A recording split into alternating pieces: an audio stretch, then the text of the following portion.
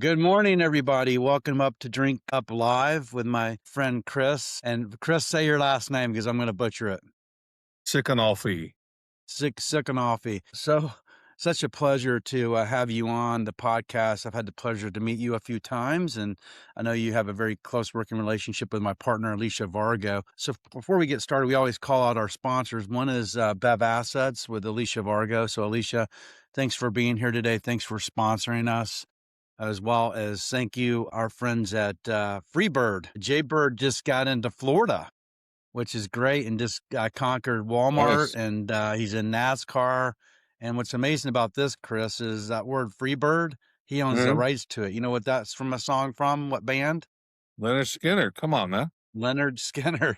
So uh, this is I'm earning my water, Jay Freebird. So hopefully you join us in the chat. Also, I have to call Adam Smith, which we were talking about earlier. Chris, you had a chance to Mhm. continue to have some conversations with him. He can't be here today. He's celebrating a birthday with his better half, his spouse. So congratulations. Enjoy the birthday. Alias Advising. Adam does everything operations. So if you want to put that product in the can or get that lid on the can, formulation, he knows everything. Great background. And then Rock's advising with our friend Ryan Helleman, which if you're looking for, to connect with various people in the industry, Ryan's group, which we're a part of, helps you do that. But hey, thanks for joining us on this Saturday. Chris, thanks for joining me. This is super Very easy. welcome. We're live, raw, and real, so all kinds of things happen here. I could have dogs barking at any second. The computer could crash. Anything can happen, kind of like our industry right now. You don't Well, know there's what a you're lot going to of get when you crashing. open up the news, correct? There's a lot of crashing right now. There is. Yeah. Well, before we get into that, I would love to get into the subject of what's happening in the industry, but tell us a little bit about yourself, about Pour Proof. Yeah. I mean, you're bigger than life. Your background, we certainly appreciate you as a partner. But tell us a little bit about you and your company. Yeah. So I've been on the Bev side for 26 years and 8 years running restaurants as managing partner with Outback and what is now Hillstone, used to be Houston's, and then got into the distributor side in California. But in 2000, both Young's Market and Southern Glazers started their fine wine divisions. And so I joined Young's Market as VP of on-premise. Sam, after 2 years of distributing wine and spirits, there's a lot of those 2 a.m. party buses that really wasn't in my DNA. So when Trinchero was developing their fine wine brands, buying Folie à Deux and All right, you froze. So partnering with this is Joel Gott and Napa Cellars, they brought me in. Oops. They brought me in to run their on-premise, and then was with them for 9 years, went to Moet Hennessy for 7, then went to parent company Stella Rosa for 3. So for my 25 years working with brands, I was with 3 brands for almost 20 years combined. And that's pretty rare in an industry where turnover is every 18 to 24 months.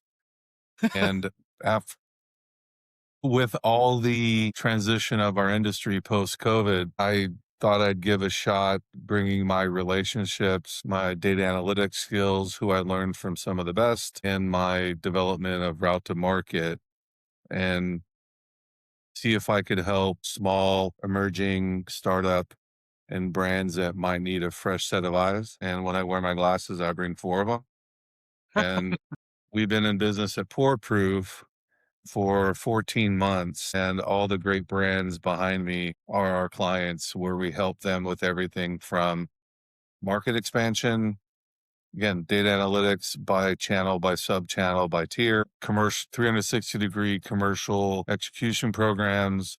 We put them in contact with um, fractional sales execution companies like Frontline and Bev Assets, and then we can pretty much do anything that the owners would like our help with, right? So we bring a full toolbox, right? fractional CMOs, fractional CFOs, fractional CTOs, fractional CIOs, fractional regional managers. Sometimes brands need some of those. Sometimes they just need me. Sometimes they just need people on the team. But what's been exciting for me, Sam, is in our business, net employment is down. So there's been more layoffs than hirings. So the great people on the Pour Proof website are all industry veterans, at least 15 years, Sam, high performers, high integrity, good people who unfortunately their jobs were eliminated over the last 6 years.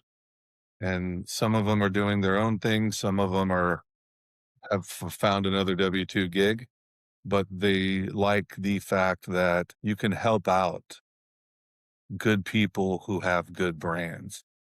Yeah. And something I shared with you when we met in Vegas, we have a strict no asshole policy. And so, Love it, man. yeah, so it's been great. I got to tell you, I'm kicking myself. I didn't do this 5 years ago. Well, it's funny, I just turned 61, hence the gray hair and gray beard, right? I always tell people this, I say it probably weekly. I didn't become an entrepreneur because I wanted to. I became an entrepreneur because I had to. And there's a real distinction about that because I never had the guts to go do it on myself until I was kicked off the cliff and I had to do it.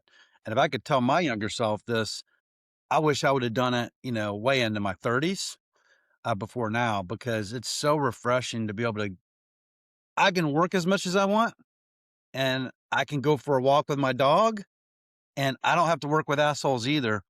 Mhm. Quite frankly, and everybody's definition of that's different. And I'm not calling people out in the world assholes, but I like to work with people that I like and trust, and they trust me, right? Yeah. So what you just described in your business, that's an incredible value right now in the industry Mhm. because there's all these brands. We like to bucket the brands in kind of 5 areas, Chris. I Mhm. call them foundation brands. Those are like, early on, they're talking to people like Adam. They might be in that test phase foundation. And that's the hardest part of all this. And we talked to a lot of people. And a lot of times these foundation brands will arrive at us and they'll say, we had a failed launch. And I gotta tell you, I'm at the point like, "No, you didn't. You're just still building. You haven't got the growth yet." And that's the second brands, growth brands, right? And we love those brands because they have a little bit of money, they got distribution, and I know that you've given us a growth brand. And then you Mhm. have these build brands, which are even more exciting to work with. I like foundation too. I'm not saying I don't like working with Mhm. anyone, but again, it's just a different proposition. Then you go to the scale and sustain, right? Yeah. And so each brand has a different need. And that's why Alicia and I developed Bev Assets is we like to think that like a company like you could plug into us and take Yeah. advantage of our resources, whatever those resources may be, like frontline with the boots on the ground or being importing, exporting, global duty free, whatever. That's what we do. So I love the partnership, by the way. Yeah. So how do you determine who you work with or how do they decide to work with you to be fair to the brand? Yeah. So I've been very, very blessed in my career that one of my earliest mentors said building, sustaining, and gardening relationships, no matter what, are going to be the key because you have more people to reach out for and connect to. And then from then they connect you to others, right? Remember the Prill commercial? I tell two friends and then she tells two friends. Yeah. And so when I started the company, Sam, I set up my website. I canceled that. I hired a great guy to set up my website. I changed my LinkedIn. I added a Calendly invite to the LinkedIn. And within 5 days, started to get Calendly requests. Now, a big part of that, Sam, was timing, right? This was within the first 60 days of RNDC announcing they're leaving California. Got it. Well, there were a lot of brands in the buckets that you just described that didn't and still don't have a home, right? So a bunch of them reached out, and then what I started to do, Sam, once I got a couple core, like the one that we work with together on Bev Assets, the setting wine, Yeah. I started to dig deep into the data and look at the trends over the last year and projected the next 3 to 5 years, right? So once I saw the subcategories that have been and are projected to grow, I started to outreach for brands in those subcategories. And those are ultra premium wine, So $80 plus on the shelf, sparkling wine, New Zealand wine over $15, gin over $40, and THC. All five of those subcategories have shown positive growth the last year and are Yeah. projected to grow over the next 3 to 5 years. I'll talk to any brand, right? Yeah. But if it's a vodka, if it's a Chardonnay at 14.99 from California, right? If it's a tequila, I'll talk to them and then I'll refer them to other people who are good people. But I'm Yeah. trying to really focus, use the data to work with the subcategories to try to get a little leg up, right? And Yeah. Where do you get your data? Are you buying Nielsen data? Are you invested in that? well, my main data partner is Three Tier Beverages, which was founded Yeah. by Danny Prager. So everyone knows Danny. He started a Bev Alc category for Nielsen 30 years ago, and he's one of my mentors on the data side. So what I do, and so I'll get my base data from Danny. We have a He's good a rock working. star, by the way. He's, I think you and I talked about that. yeah, So he's the best. And then when I talk to clients, right, what I tell them is, or what I recommend to them is, you have to buy one data report, right? In our working agreement, they buy one data report, which is like the Bible, Old plus New Testament, right? Yeah, but that's all they have to buy. And then I take that report, I filter it down, filter it down, filter it down, and I find the needle in the haystack, which will help tell the story, build the line of communication, open up the door for their brand in conversation, for distribution, getting distributors, getting fractional execution companies like Frontline and Bev Assets, et cetera, et cetera. Because even though I'm not chasing vodka, for example, there are two brands, I'm not going to mention them. There are two brands that are bringing the spotlight back to ultra premium vodka based on their very strategic spending in some key markets. So vodka for the last 12 years was being carried by Tito's, right? Tito's was the only reason vodka hasn't been down double digits for 12 years. But there are a couple of the brands that are positioning themselves because they see that luxury is recovering quicker than value. And same thing with tequila. And so you take that and then you kind of run with it. And then if you partner with the right distributors and you have a brand that sees the value in working with VIP for daily depletion tracking, you can get all the data ongoing through your right. distributor partner. Because most every distributor buys Nielsen, IRI, Source, which is the on-premise tracking. And it sounds nerdy because people think Bev Alc is an amazingly sexy career. It might be when you're a sales rep, and it definitely you want to enjoy it in your 20s. But when you've been doing it like you and I have, it all starts with the data, right? It all starts with the data. You're And starting to get me to geek out here, man. So yeah, just I'm biting my tongue. I mean, it's you're right. It does start with the data, and people should definitely understand, always what the category's doing, because that'll tell you what the opportunity is, who your competitive set is, which the data will tell you who that is, who the consumer is, which the data again tells you who that is. That'll determine your price, right? And that'll determine your budget. So it all does start with the data. I'm absolutely with you on that, which is amazing. yeah. And then it's also interesting, Sam, when you and I were in school, we learned math a certain way, right? My daughter, who's a freshman in high school, she's learning math a totally different way. We learned it left to right. She's learning it right to left. Same answer. Yeah, How you get there, my daughter has to take two extra steps to get to the same answer that you and I learned in high school in one step. And the thing about it's funny you mentioned about who your customer is. So my biggest challenge with some former clients, Sam, is they say our target consumer is X and they've been around for X amount of years. So then you do a data dive and you find out that only 29% of the people buying their product fit into who they think.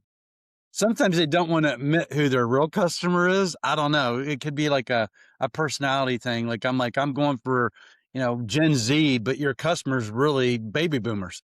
Sometimes Yeah. they just don't wanna admit who their customer is. Yeah. And that's why opinions you have to set aside because the data doesn't lie. Yeah. People lie about the data. And the best example I can use, because it was probably the most successful wine growth brand from 2018 till what, 22 or 23.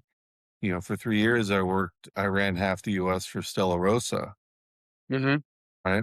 That brand was selling 1 million cases just in California, right? Third generation family, still family run to this day.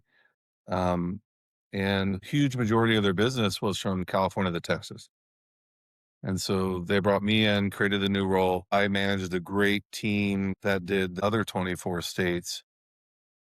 And you realize that east, north of Texas, it's a different consumer, right? That half the US is much, much more Caucasian, right? Texas West has a larger Hispanic multicultural. So you have to have different comms platforms, different marketing strategies. And all credit to the Ribbley family. They listened. So they kept their strategy Texas West. They created a new strategy east of Texas, and then they evolved their multicultural strategy because, you know, Hispanics from Mexico are different than people from the Caribbean, from Europe, etc. Right. Multicultural consumers from certain countries are different than other geographies, and there are other things that are important to them. And that Right. brand went from what, under 3 million cases. I think they topped out at 8.5 million. And you had Georgia and Florida went from 100,000 cases to a 500,000 cases in 3 years. Amazing. That's a huge success story, by the way. And that was And all there, data driven because they were targeted about what they were doing based on the it data? was, I dug into the data and the demographic data. And one of the first things, Sam, that share with brands is a free report you can get is from every city's chamber of commerce, from every state's chamber of commerce. It'll tell you, and census data. Those are all free. You just got to know where to Yeah. find them. All right. Yeah. And so again, I live in Frisco, Texas. I moved here in 2018. Right? At the time, the school district, which has what, 40 something schools from elementary to middle to high school, was high 40s, the kids, high 40s Caucasian, high 20s each, Southeast Asian, which is India, Pakistan, and high 20s Hispanic. This school year, Caucasian down to 41%, Southeast Asian up to 38%. So the influx of people from India, Pakistan to North Texas, driven by the tech boom here, that's the population growth. So you have to learn, what do they like to eat? What do they like to drink? Right? What are their beer preferences, wine preferences, spirit preferences, RTD Yeah. preferences? And if you're doing this, if you think your customer is the same as it was in 2018, you're probably one of the brands that's scratching their head saying, why am I continuing to lose So share? does Pour Proof get into those? So you talk about the data. Do you actually say, okay, I got this brand, and you just based on census data, based on demographics, based on what the takeaway is, and you build like a kind of like this is what your target is. You reposition it or get them I refocused. make the Yeah, we make all those recommendations and we give all that advice, but it all starts with the data. The example I'll give is my first client, the Setting Wine, right? Their winemaker, Jesse Katz, he just was named the Wine Enthusiast Winemaker of the Year. All right. So knowing that was coming, we did an analysis of what states is the brand in at that time, which was September 25, right? Who are the distributors that they're with? You mentioned it at the beginning of this. Who's the competitive set, right? And the analysis showed that every single state they were with the wrong distributor. And Right? how did you determine they were the wrong distributor? I'm just curious, by the Yeah. way, but keep on going. You come back to that, Yeah. finish your thought. I just Yeah. want to put that I'll out come there. back to that. So then we looked at the analysis and said, what what are the 10 states that are growing the most in luxury wine, which is 80 plus on shelf, right? And then we wrote at the time, they were only in 5 of those 10. Okay. So in addition to distributor changes, the brand went through doubling their market footprint, right? So they got into Nevada, got into Louisiana, got into South Carolina, right? And then switched distributors everywhere else. And then the only 2 states that were missing were Hawaii and Colorado.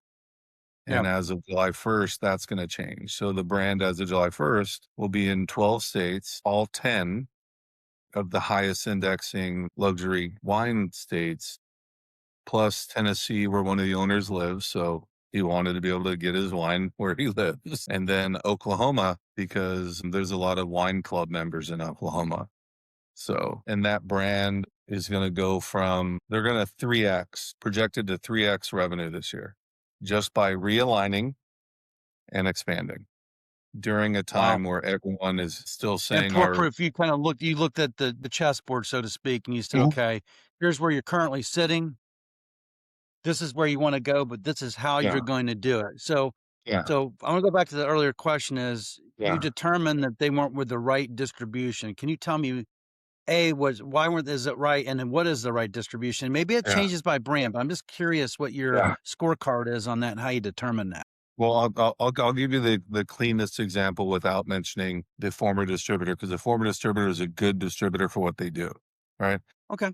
That's fair. State of Texas, in the state of Texas, right? The state of Texas, one of the 3 fastest growing states from population over the last 15 years, right? It's like 35 Happens. million or almost 40 million people or something crazy.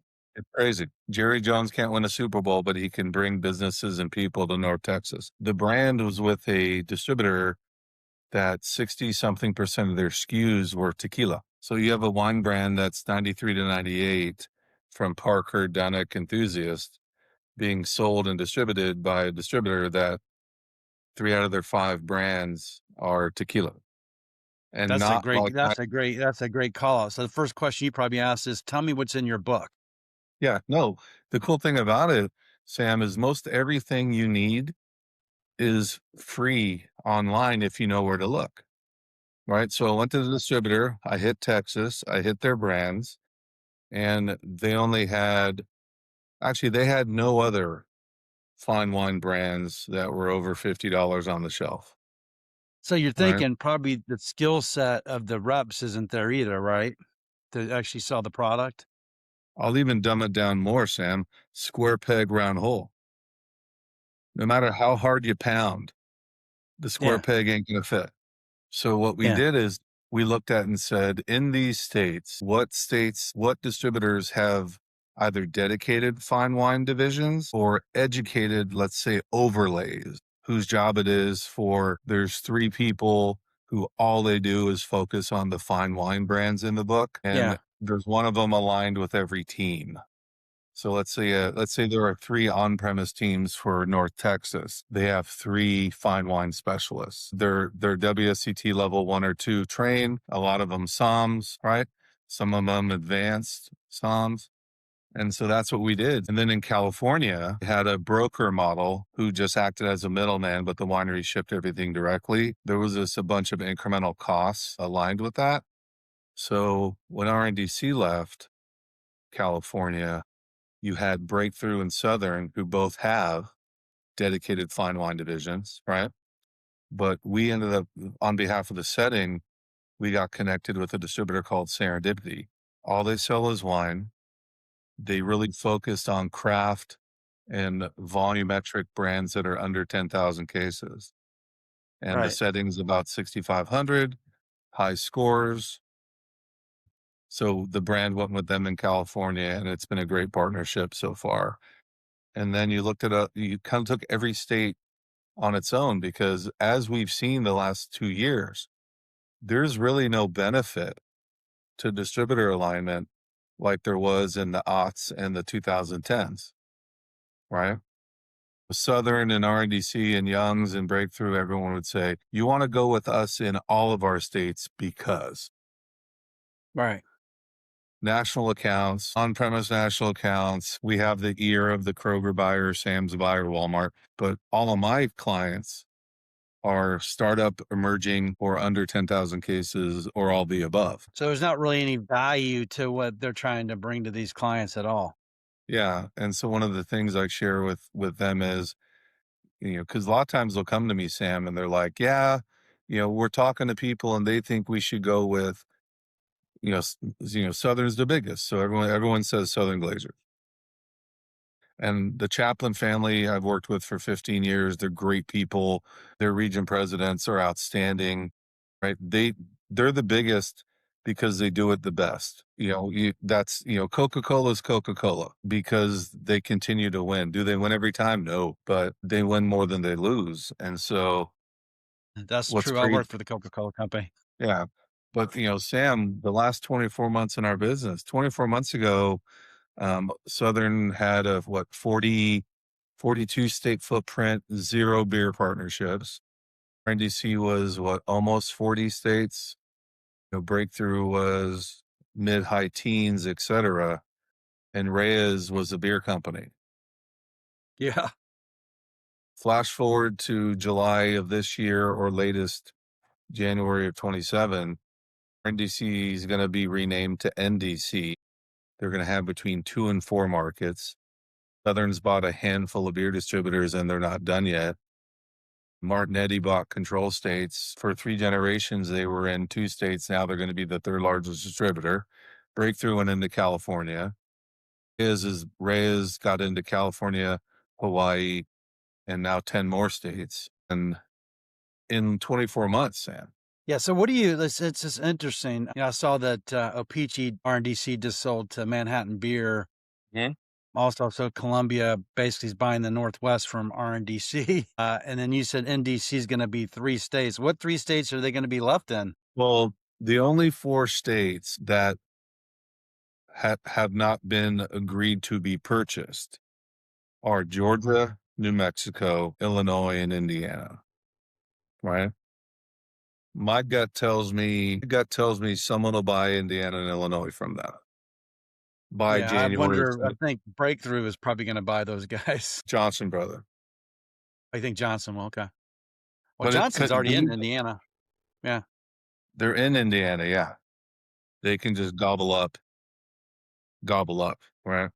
Yeah. So the Manhattan beer thing, Sam, is the thing that's interesting, right? You've seen Southern buy beer houses, Yeah. right? Now you're seeing a beer house buy RNDC. Yeah. You're seeing Reyes, the largest beer distributor in the US, buy 10 states from RNDC. So how viable is MBWA and WSWA what we're describing here? Because I always think it's like there's such blurring now. For instance, Reyes, they hired Brian Albenzi, great guy, by the way. He's Great going to guy. manage the 10 states. So they're going to, these guys are going to bring in professionals that understand beer, wine, spirits. They're not a beer They've already company. They're going to started. become what's They've that? already started to bring in some industry veterans of wine and spirits, Sam. And what's been interesting, and I'm not going to mention people's names, but the one that's been announced is Patty Yeah. Signorelli, right? So Patty was Okay. VP of wine for RNDC California. Then when they exited, she became VP of wine focused on fine wine for Yeah. RNDC corporate, right? Yeah. So they bring her over. They bring Albenzi over, who his role was running the Moet Hennessy Diageo dedicated division. So he's got how many years of fine wine and fine spirits background? Yeah. I mean, he was president of Connecticut Distributors too, man. He has a Yeah. great background. And a couple years ago, they brought over my former colleague Dan Mucciolo, who worked with Moet Hennessy, who ran Yeah. multiple markets for Breakthrough's dedicated division. They've got a GM of spirits for California and Hawaii, a guy named Brian Citron. He used to be president of Belvedere Vodka when we worked together, SVP for Heineken. And the other thing when you talk about data, Sam, when people say that I'm full of what I tell them is Why do you think of the 40 markets that RNDC had, why do you think Reyes chose these 10? 9 of the 10, Sam, over-indexed in the market. So if RNDC had 23% of the brands, they had more than 20% of the market penetration. So they targeted 9 states. RNDC pushed the 10th on them, which was Texas. Because the Yeah. biggest value was Texas. That's going to get them the biggest check. So data, Reyes had to have spent X amount of time and X amount of money identifying specific, like why wasn't Reyes interested in New York? Why did they say you take Illinois back? You take Washington back. You take Indiana. We don't want Indiana. All right. We don't want Oklahoma. We don't want Arkansas because they weren't indexing. They weren't over delivering. And then you look at those states, Sam, look at the GMs of each of those states. High quality, high integrity people, industry veterans, servant leadership, all the buzzwords we hear about, Yeah. right? Tim Moore in Hawaii, Chip Stevens in Florida, Bill Campy in South Carolina, Joel Penashine, who overlooks DC, Maryland, Virginia. There's a common thread of leadership qualities which must have trickled down because they're executing better than they should be. Yeah. I follow Tim Moore. He seems like a super, super good dude, man, in terms of what he does. Yeah, he's a good man, Well, that's and so amazing. It's kind of stepping back, a lot of change. Don't yeah, think it's over. Why do you see distributors laying off all these sales reps? It seems like every other day there's 500 laid off here, another 100 here. Are they going for more brands that are truck fillers, orders? Are they moving to more like telcel? Like, what is going on? So I'm a brand and I'll arrive at this distributor. I was talking to a brand yesterday that we're bringing on in California, tequila. I won't name it, but they're with a distributor in California. You can guess starts with a C, but this distributor laid off 80% of their sales force. Now they're trying to reinvent themselves and hire back, but it seems like everybody's cutting back versus adding. well, it's funny, let's go back to the data piece, right? When traditionally when companies lay off, they lay off to a dollar amount, not a head count, right? Because it's a formulaic P&L. So during 2014 to 2019, mainly driven by RTDs and sparkling wine, tequila and cognac. This is what our business was doing, right?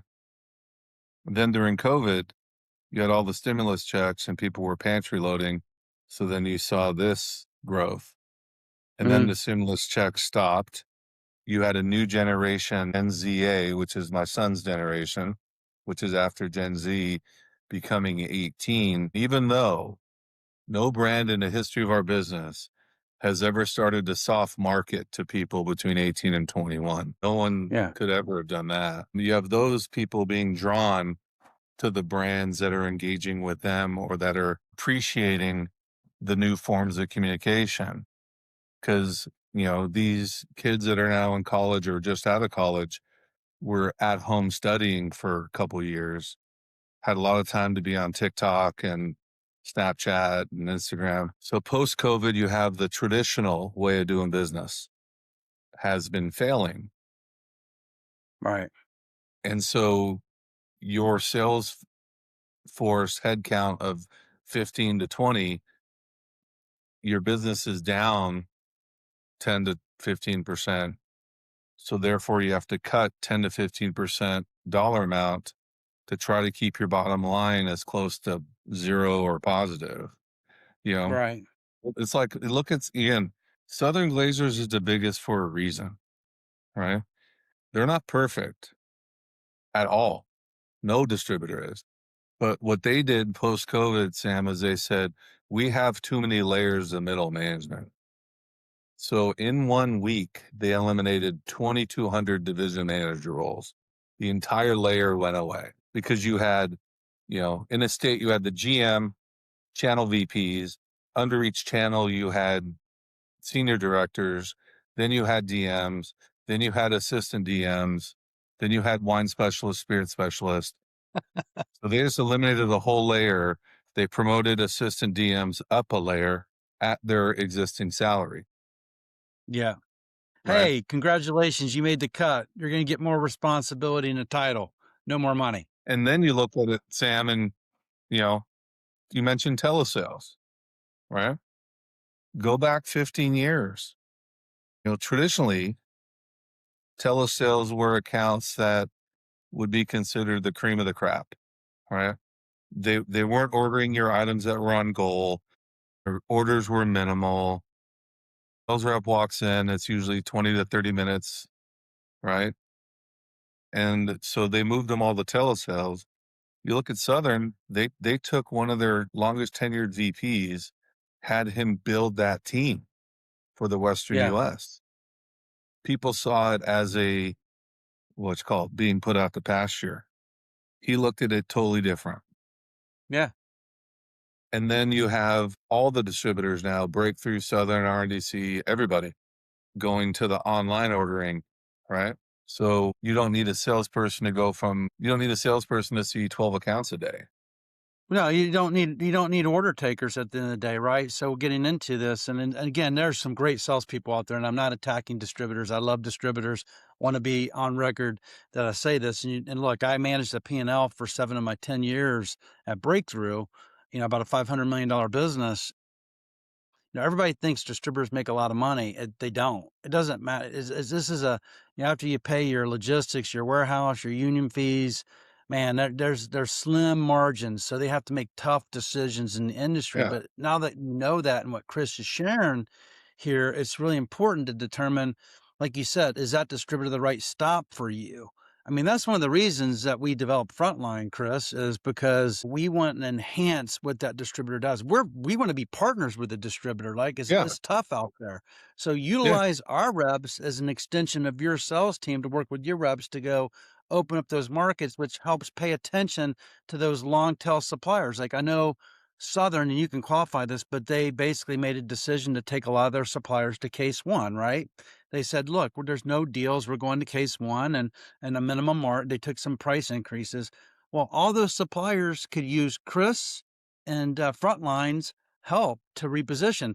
I would say don't pull from Southern. Maybe until you have another opportunity, but look at them as they're going to get your product from point A to point Z and on the shelf, and utilize someone like Chris and us to help you get into, help activate that brand. Or like you said, you'll set the strategy. Let's talk about where your brand is at, what your competitive set is. Let's look at the data, which I love. Do you ever, when you go back to the data piece, so this is a great conversation about what's happening, but I want to go back to the data. Something kept on coming up is demand creation. Are you familiar with that term, demand creation? Demand creation is the phrase of the year. So tell me, so what is your take on demand creation? How do you look at that? Well, again, I look at it again. I like to simplify things. All right. How do we want to create more demand for our product. Okay. That's great. Everyone does. How you going to do it? Yeah. How you going to do it? Yeah. Right. So let's look at, again, I'll use this setting. They were my first client. So I'll give them the most plugs here. Right? Three of their six SKUs are cabs, 93 to 98 points, SRPs 99 to 179. So how do we get the brand in front of more people to help with that demand creation? And then you do a dive. What's the largest percentage of consumers who buy cabs 99 plus, right? College educated, higher than average household income, you know, tend to be more married, more than single, live in certain zip codes, daily, if not multiple times a week, Amazon users. They spend 1.8 hours a day on social media platforms, right? Where do those people shop? Where do those people live, right? How do those people get their news? How do their people learn about new things? And then I have two THC brands, typically skew younger, right? Typically skew more certain demographics than others. How do they engage? How do they learn? How do they get their news? What platforms do they visit multiple times a day? right? And then the other part of it, Sam, is there's the customer who grabs your bottle off the shelf. Then there's the consumer who pours it in their glass to drink it. They tend to be different people. Single malt scotch is the example I always use. 64 to 66% of the customers who grab the bottle off the shelf are female. Right. The 70% of the consumers who pour it in their glass over a rock are male. So your packaging has to be attractive to a feminine eye. And so then I always use the example of the Macallan, right? The Macallan isn't the biggest single malt scotch sold in the US, but 10 years ago, they softened their label. They went soft white. They went an attractive blue and gold lettering. Then they started to grow, take more share from everyone else. So what are the three bigger single malt scotches? Look at Glenfiddich, dark label, masculine. They started to lose share. Glenmorangie, I sold it for 7 years. Until 2 years ago, dark labels, dark red, dark black, dark green, very masculine. They started to lose share. What's Macallan doing? By the way, the quality is really good too. Then you have to keep that in mind. All right. Well, look at Lamarca, Tiffany Blue. That was their whole idea. Get as close to Tiffany Blue as we can. Mm-hmm. Right. Tito's American. Tito's was MAGA before 20 years before MAGA. All right. That is And true. there's a million things you have to do and you have to think about. But a lot of people just say, hey, I got a brand, I got money, I got an idea. I hear tequila's hot. I'll launch a tequila. Okay. Right. Yeah. That's amazing what you share. See, I look at demand creation from a commercial lens, and I know you're a commercial guy too. Mhm. But every time I meet a brand, I always ask this: tell me how many accounts are you in right now? Number one. Number two, tell me your volume. Number two, what is your reorder rate? And what is your velocity? Right. So, and most of them don't know their reorder rate. Most of them don't know their velocity. They don't. I'm like, give me the data. I will tell you what your reorder rate is and your velocity, and I'll rank your accounts by platinum, gold, silver, and bronze. And I'll tell you exactly where to go. Like I have a brand, or Alicia and I have a brand, and they're in 400 accounts in Colorado. Love them, right? And they're like, we need to get into more accounts. And I said, send me your data first. Send me the data. Their reorder rate was what? What do you think it was, Chris? Under 20%. No, it's 52% reorder rate. Hello.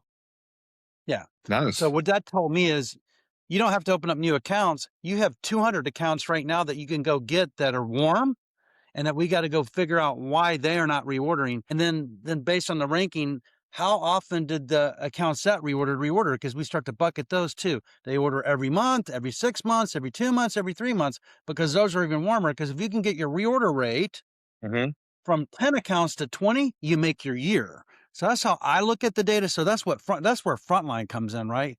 We're going to send that boot in there. We're going to go sit on that bar stool, and we're like, look, you've done business with us 4 months ago, but in the last 90 days, we haven't done anything, and that bottle's sitting there. And we call that Mhm. ghost distribution. So for me, for demand That's right. creation, so I'm trying to create the demand creation. For me, is the story is definitely important. That's probably number one, what you're talking about, like who your competitive set is, where do you go, what distributors, the whole bit. But how we create demand from a boots on the ground raw, we're just like, look, let's go on that account, let's get on the menu, and let's activate. The best story I can share with you is, do you know who Carbliss is? Yes. Adam Corner. And I Nope. always call him out. I'm hoping, because I mentioned him enough times, he'll actually come on there. I consider him a friend. I've done some business with him on the tech side of the business. Adam, I literally asked him to meet a client of mine, Tequila Copa Cocktails out of New Jersey. And he meets Nico. And he says, Nico, nice to meet you. Where are you at? And Nico goes, I'm in Jersey. He goes, Nico, how many accounts are you in? Nico goes, 150. Then he goes, Nico, what is your total opportunity in Jersey? Nico goes, 1,000. Now we're sitting at MBW, mind you, in October, MBWA, right? He looks at Nico and he says, why are you here? Really important. He goes, you can go to Georgia or Florida and fill up a truckload, but your P&L is not going to thank you a year from now because you haven't met demand. You haven't created any following or proof of concept for your brand. And Nico goes, well, it's, in the winter, my cocktails don't sell. Most people go down to Florida. And he stopped him, Adam, and said to Nico, do you sell on premise? And Nico goes, no. And Adam goes, it's always sunny and 70 on premise, Yeah, yeah, which is so it was a yeah. master class in the conversation. But what he's talking about was what Adam did is in Wisconsin, he outsells Tito's 2-1, 2-1, because he goes in an account. He does not put that product in the account unless they put a piece of point of sale in there, something on the menu, a Mhm, coaster or something. Because he says, if I'm just in that account, I'm a ghost distribution, right? So for me, mhm. that's demand creation to me. But we were saying, I just wanted to get it out there because that's what we try to share with clients and just being honest with them. Like, everybody thinks they're going to land a distributor with Southern Glacier Wine and Spirits and that they're going to be in 1,000 accounts a year from now and they're going to make their year. Does that work like that, Chris? No, and, not at all. Again, maybe if you're a top 10 supplier and you're an anchor supplier in one of their dedicated divisions, but one of the things that I look at, and remember, what most brands, small, medium, or large, don't understand is your distributor spends millions of dollars a year for data, right? Read the contract you signed. You have access to that Yeah. data. You have to ask, right? Yeah. So you mentioned about that brand in New Jersey that's Yeah. in 100 accounts, right? Yeah. I always ask distributors, what are your top 100, top 200 ACV accounts for this category or Yeah. subcategory? ACV means average cumulative volume or value, right? So I'll use an example. When I was at Moet Hennessy, we were trying to grow Belvedere vodka. The distributor also carried Grey Goose, which from a distribution footprint was 3-1 versus Belvedere. So I said, what are your top 200 ACV accounts? And we found out on premise in Northern Cal, we found out that Belvedere was only in 60 something of them. Right. A placement at a W hotel in San Francisco is worth a lot more than a placement at an Applebee's in San Bruno, right? Like you look at the velocity, the volume, etc. And so the strategy that I use for all my clients, Sam, is California's got 13,000 beer and wine and spirits licenses. Here are the 150 that matter. It's funny because we'll do like, and I'm happy to share with you what we do, Chris, but like I did for a client in Los Angeles, just a Los Angeles plan. So I showed him every account, an opportunity. I also indexed it best on demographics a whole bit. So I like, boom, this is where you want to go, where you're at, you're a modifier, blah, blah, blah. I'm like, this year our goal is to open up 75 accounts. They're like, 75? I'm like, yeah, 75 accounts. They Mhm. didn't like to hear that, by the way. They were thinking, we're going to open up 200. You may, but I'm like, a realistic goal of 75 accounts. But those are reordering, we're activated, we're on the menu. And that's the rep hitting 25 to 30 accounts every week with a lot of no's, Yeah. right? And that's you Yeah. investing with a lot of tastings and activations. Now, you may have a different lens on it. I'm just coming from my perspective Yeah. on what I'm seeing. So No, utilizing everything from ACV to just walking stores to the SIP source that's data. a novel concept, walking stores, getting out in the wild. God forbid. But if you look at it again, I'll go back to the setting, right? What we did is we identified by zip code for the on premise. What were the 2 or 3 highest indexing restaurants per zip code in the state of California, right? Is that based Or on the sorry, VIP data you had for them or no, it distributor was data? based on the SIP source data, Got it. Okay. right? Got it. So what are the accounts that buy the most wine that on their menu is at $80 or higher, Wow. You can get that right? from SipSource, huh? Oh, wow. Yeah. And so there were 168 of those accounts. So while we're engaging with distributors, you know, the distributor that the brand went with agreed that those are the right accounts. And so those are you going to sell to all 168? No. Yeah. But though you want to fish where the fish are, right? So So you I'm telling you, identified the opportunity for the distributor. You said, "Hey, look, here's the opportunity based on these factors. This is where we're going to hunt." And that probably gave you a path into the distributor because you've done your homework, correct? yeah, exactly. And then, when the brand switched distributors in Texas, the first 90 days, let's say, were underwhelming. All right. So we put together a planning meeting and we invited that distributor has a master sommelier on their staff. So we invited him into the meeting, which was a godsend because he's there saying, you're right. These are the right accounts. And so he took it upon himself to take my report and now create a tracker to hold the division managers accountable to make sure that their team members were presenting the brand to these accounts and then giving feedback. Did they buy? Yes or no? What did they buy? How much did they buy? Will it be by the glass? Will it be by the bottle? Right. After doing that for about 6 weeks, we were starting to get some success, but we are also starting to get some feedback on a couple SKUs that they were priced not in the best spot versus the competitive set. Got it. Right. So then we tweaked the pricing on the multi-case buys. So now they can present a better value for an account that's going to pour it by the glass. Right. You don't lower your price for a listing. You lower Yeah. your price for a cocktail, for a feature, for a by the glass. And then what we did is we realized a lot of these accounts, Sam, do flights, right? Instead of the 6-ounce pour, maybe do a 3-ounce pour.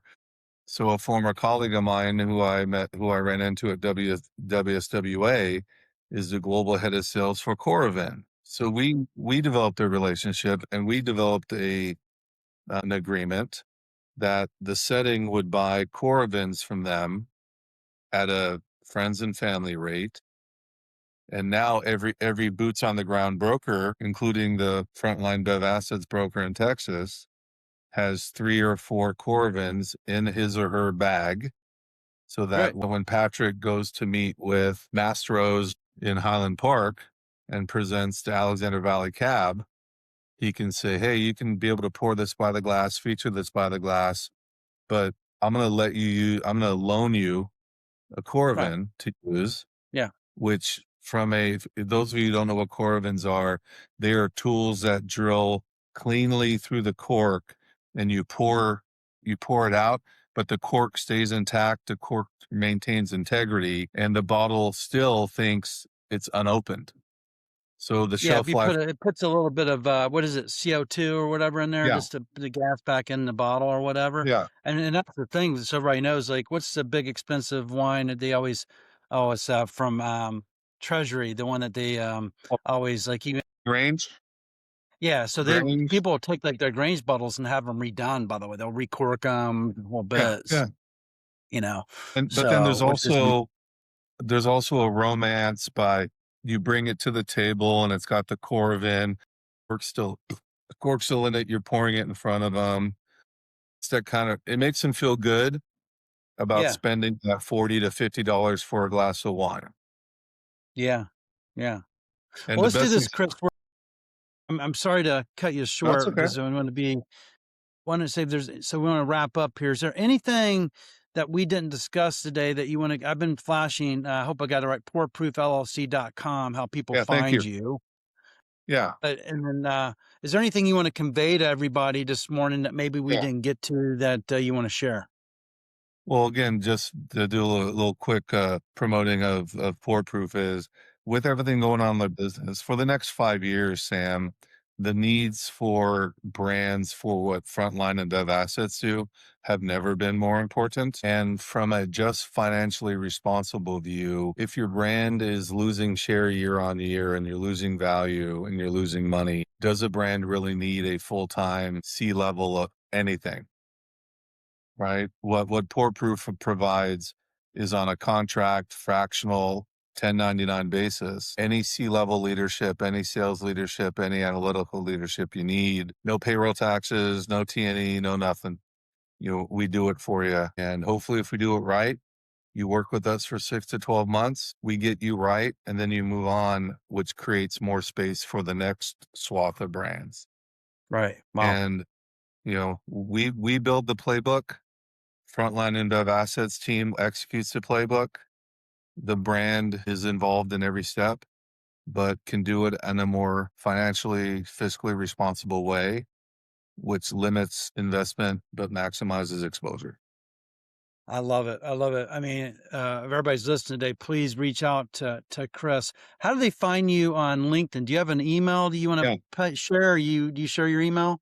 You know what? If you can reach me, Chris Siconolfi, on LinkedIn, Okay. you can email me directly from the Pour Proof website. You can request a meeting through the Pour Proof website. You can request a meeting through my LinkedIn.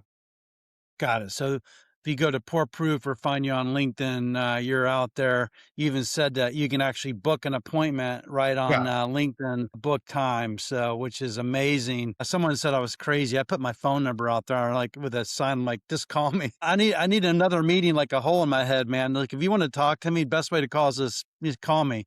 I may not pick up right away, and if you're spamming me to go sell me financing, which I get a lot of those nowadays, I'm probably not going to pick up. So I apologize. Yeah. But if you're here to sell me, absolutely. Tell me what you're selling because I'm always interested to collaborate too. Well, what I learned from this, Chris, first of all, I'm sorry it took so long. So now you're an alumni with us.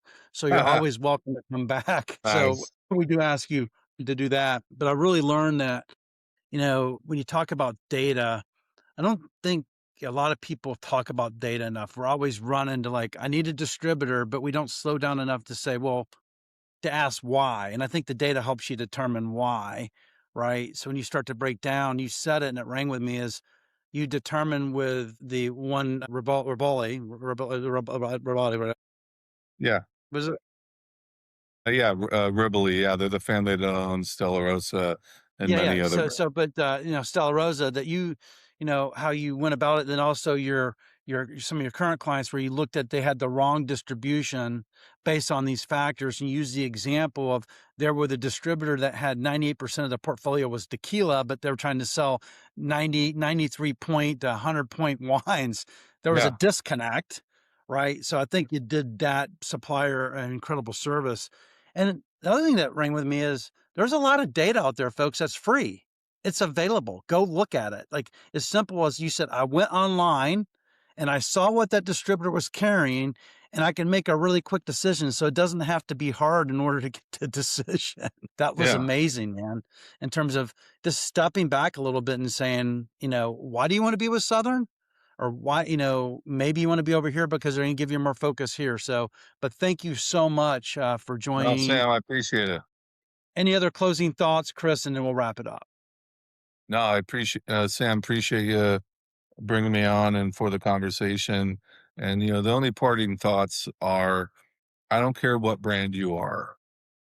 In today's climate and for the next 3 to 5 years, you must take ownership of your brand in all three tiers. The middle tiers continuing to contract, continuing to disappear. So take ownership in your distribution. Do not rely on a distributor. Work with them and lead them. Used to be the other way. And that's the difference between success and failure, I believe. We always ask Okay, that question, but would you agree that's the difference between success and failure? 100% from your mouth Yeah. to God's ears, right? Yeah. Take ownership of your brand because no one's going to do it better than you. And I promise you, if you do that, like Chris said, you're not going to fail. Well, thank you so much, Chris. Please All remain right, on the Sam. line. Everybody else have a great Saturday. And until next week, thank you for joining us on Drink Up Life podcast. All my neighbors were